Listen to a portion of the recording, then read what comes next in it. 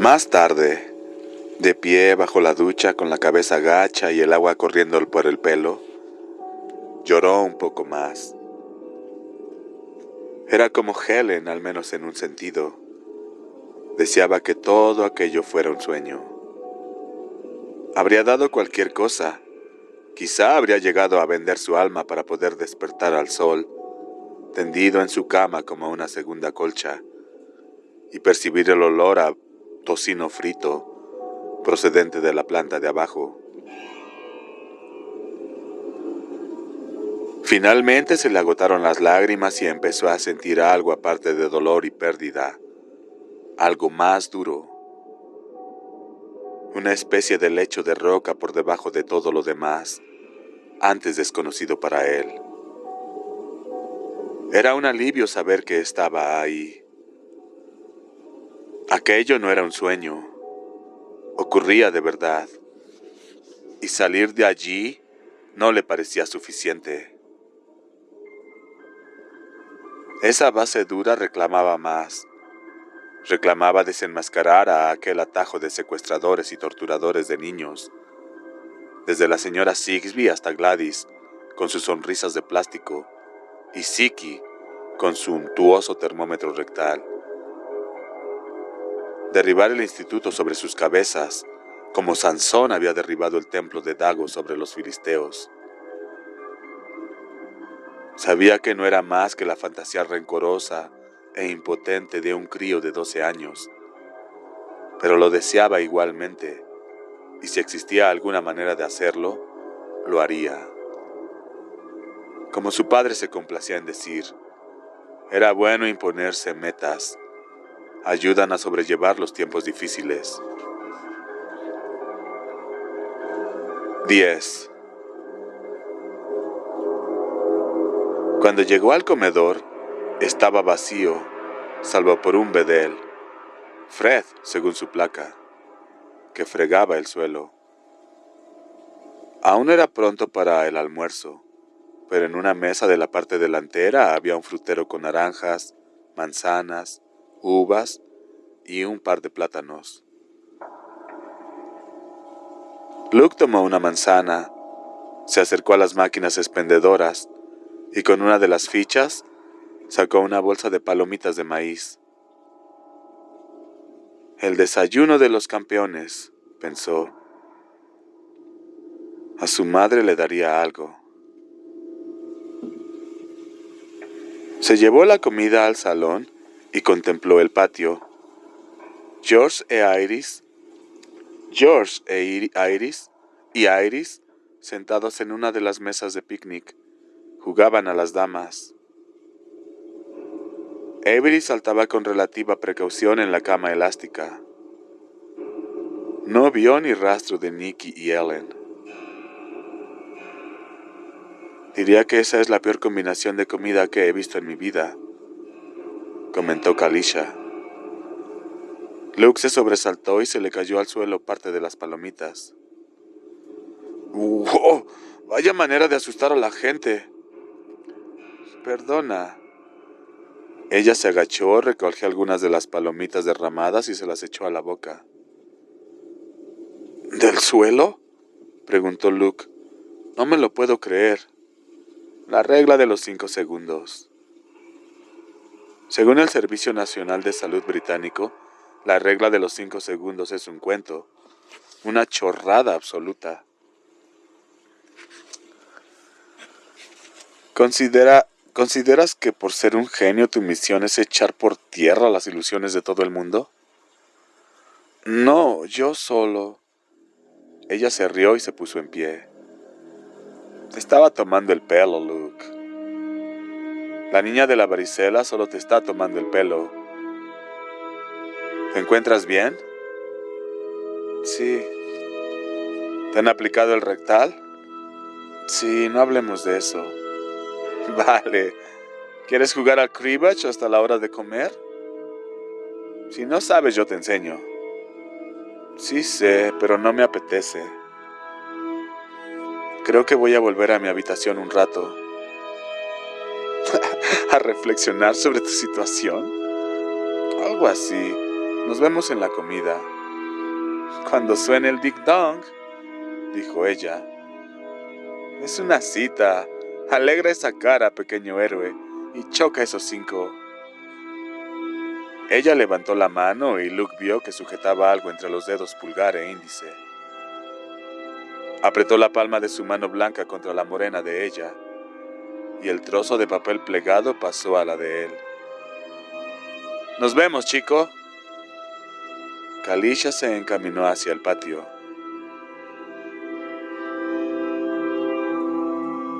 Ya en su habitación, Luke se tumbó en la cama. Se volvió de cara a la pared y desplegó el recuadro de papel. Kalisha tenía una letra pequeña y muy cuidada. Ve a reunirte con Maureen junto a la máquina de hielo, cerca de la habitación de Avery lo antes posible. Tira esto al water. Arrugó el papel, fue al cuarto de baño y echó la nota al inodoro al tiempo que se bajaba el pantalón. Se sintió ridículo a hacerlo. Arrugó el papel, fue al cuarto de baño y echó la nota al inodoro, al tiempo que se bajaba el pantalón. Se sintió ridículo al hacerlo.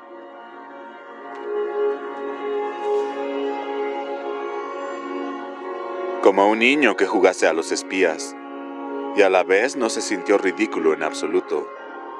Le habría gustado pensar que al menos en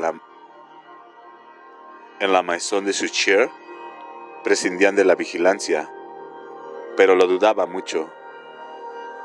La máquina de hielo, donde Maureen había hablado con él el día anterior, eso tenía su lado interesante. Según Kalisha, en la mitad delantera había varios sitios donde la audiovigilancia funcionaba mal, o no funcionaba en absoluto. Pero al parecer Maureen prefería ese rincón.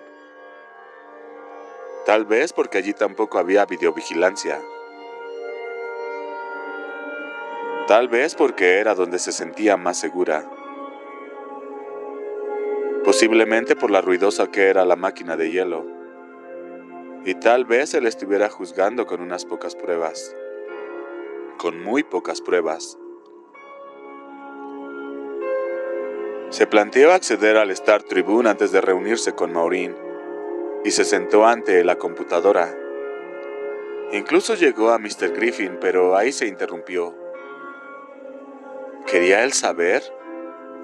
Para averiguar quizá que esos cabrones, esos monstruos mentían, y sus padres estaban muertos. Entrar en el TRIF para comprobarlo sería un poco como cuando un hombre apostaba los ahorros de toda la vida a una tirada de ruleta. Ahora no, decidió. Podía ser que después de la humillación del termómetro anduviera un poco alicaído, pero el caso era que prefería dejarlo para otro momento. Si eso lo convertía en un gallina, que así fuera. Apagó la computadora portátil y se dio un paseo hasta la otra ala. No vio a Maureen cerca de la máquina de hielo, pero sí su carrito de la lavandería, estacionado a medio camino de lo que para Luke había pasado a ser el pasillo de Avery. Y la oyó cantar algo sobre unas gotas de lluvia, muchas gotas de lluvia. Se dirigió hacia el sonido de su voz y la vio poner sábanas limpias en una habitación, con las paredes decoradas con pósters de musculosos luchadores de la WWF, con calzones de spandex. Todos ofrecían un aspecto tan malévolo que parecían capaces, habría cabido pensar, de morderse las uñas y escupir grapas. Maureen, ¿cómo estás? Bien, respondió ella. Me duele un poco la espalda, pero me he traído el ibuprofeno. ¿Necesitas ayuda? Gracias, pero esta es la última habitación y ya casi he terminado. 2 niñas, un niño. No tardarán en llegar. Según se prevé, esta es la habitación del niño. Señaló los pósteres y se rió, como si no te hubieras dado cuenta ya. Bueno, pensaba ir a por un poco de hielo, pero en mi habitación no hay cubo. Están apilados en un hueco al lado de la papelera. Se irguió, se llevó las manos a los riñones e hizo una mueca. Luke oyó crujir su columna vertebral. Ah, mucho mejor. Te acompañaré. Solo si no es inconveniente. Ni mucho menos. Vamos. Puedes empujar el carrito si quieres. Mientras recorrían el pasillo, Luke pensó en sus pesquisas acerca del problema de Maureen. Un dato estadístico aterrador en particular destacaba por encima de los demás. Los estadounidenses debían más de 12 billones de dólares. Dinero gastado pero no ganado, solo prometido. Paradoja que únicamente podía gustarle a un contable. Si bien gran parte de esa deuda correspondía a las hipotecas de viviendas y locales comerciales, una cantidad considerable surgía de esos pequeños rectángulos de plástico que todo el mundo llevaba en bolsos y billeteros. La oxicodona de los consumidores estadounidenses.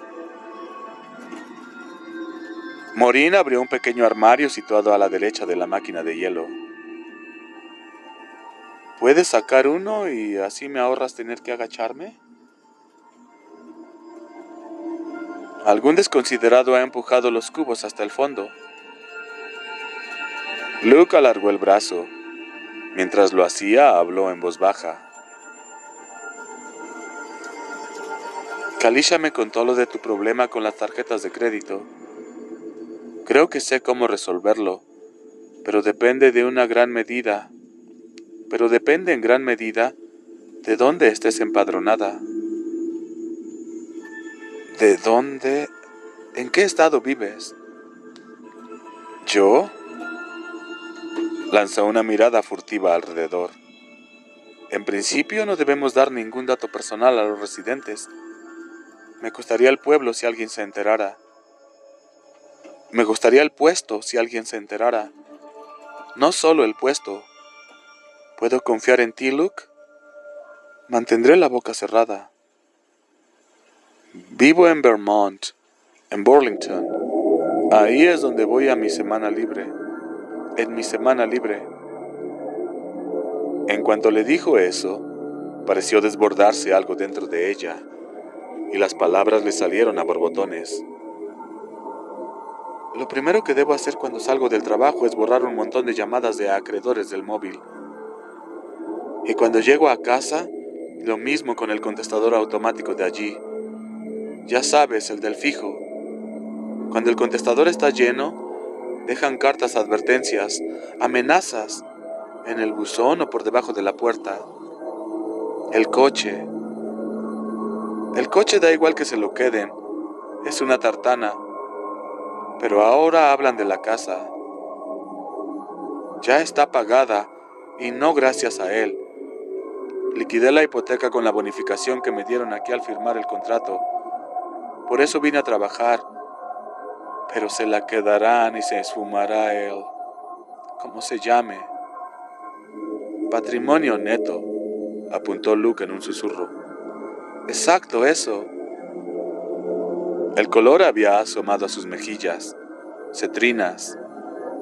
Luke no supo si de vergüenza o ira. Y en cuanto tengan la casa, querrán los ahorros. Y ese dinero no es para mí. No es para mí, pero se lo apropiarán igualmente. Eso dicen. ¿Tantas deudas acumuló ese hombre? Luke no salía de su asombro. El exmarido debía de ser una máquina de gastar. Sí, más bajo. Sostuvo el cubo de plástico con una mano y abrió la máquina de hielo con la otra. Vermont es un buen sitio. Allí el régimen económico que rige en el matrimonio no es la sociedad de gananciales. ¿Qué quiere decir eso? Algo que no quieren que sepas, pensó Luke. Son muchas las cosas que no quieren que sepas. Una vez que te has pegado al papel matamoscas, quieren que sigas ahí.